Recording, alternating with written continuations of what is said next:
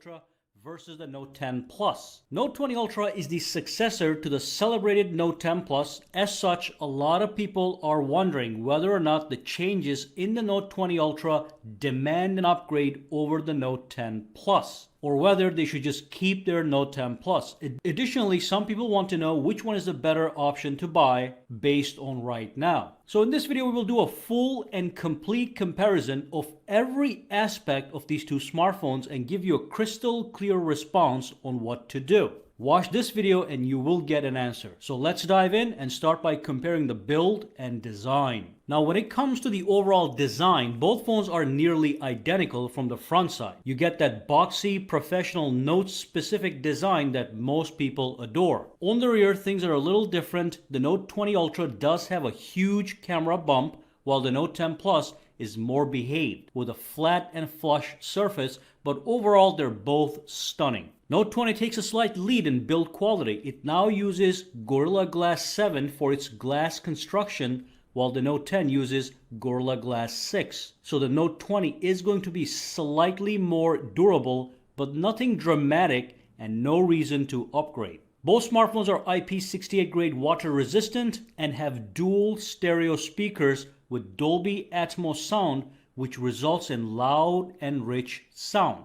And neither phone has a headphone jack. So as you can see so far, we have equally valuable smartphones with a slight lead for the Note 20 because of better build quality. Otherwise, they're both designed expertly and feel like $1 million in hand. Now let's move on to the processor, memory, and storage. The Note 20 has a powerful Snapdragon 865 Plus processor with 12 GB of RAM and 128 GB of internal storage on the base model, while the Note 10 has a Snapdragon 855 processor, 12 GB of RAM, and 256 GB of storage on the base model. Both smartphones offer microSD expansion to add even more storage if needed. Now, when it comes to performance, the Note 20 certainly is going to be faster as it has the latest processor, but the Note 10 is no slouch and still handles everything like a champion, including graphically demanding games. Also, as you can see from these Geekbench benchmarks, the difference isn't quite as dramatic. So the Note 20 does take a lead here, but we also have to deduct a few points as it does offer less base storage of 128 GB versus Note 20's 256 GB on the base model. And one more thing, although Note 20 has 5G capability and Note 10 does not, I'm not too concerned about this since 5G is barely deployed anywhere. Now let's move on and talk about the dimensions. Now, as you can see, the Note 20 Ultra is slightly larger overall and heavier. It's not a very important category to make a decision between the two. However, the Note 10 does offer a slimmer and lighter profile overall. Now let's move on to something much more important, the display. The Note 20 Ultra has a gorgeous 6.9-inch dynamic AMOLED display with a resolution of 3088 and 1440 and 496 pixels per inches. The Note 10 also has a gorgeous 6.8-inch dynamic AMOLED display with a resolution of 3040 by 1440 with 498 pixels per inches. Both smartphones support HDR10+.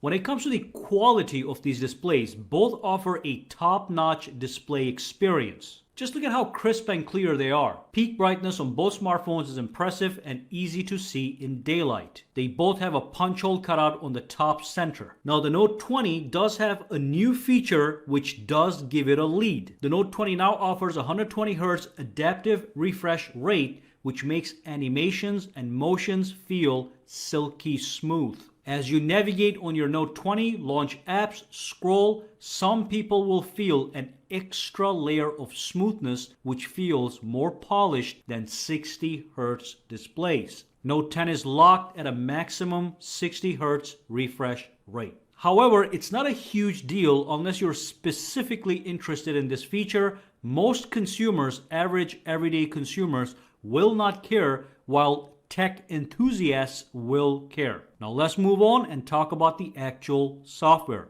Both smartphones run on the latest version of Android with new One UI overlay, so essentially the software experience is going to be identical on both smartphones. Note 20 Ultra does have the slightly newer One UI 2.5, while the Note 10 Plus runs One UI 2.1. There's no huge difference between the two, and it's only a matter of time before 10 Plus also gets One UI 2.5 as well. So both phones have the Samsung specific perks like the fully customizable edge panels that offer a bunch of very useful side screen widgets such as calculators, compass, weather, and much more. They also have the secure folder to hide your applications. Now, both phones have an identical S Pen experience. S Pen is a multifunctional tool that brings a new dimension of functionality to Note smartphones. It allows for precision writing, precision sketching, and precision drawing if you so desire. You can even create a masterpiece right on your Note if you have the skill and patience right on your Note smartphone. You can also navigate your smartphone with the S Pen, which is cool, and you get access to special Air command menu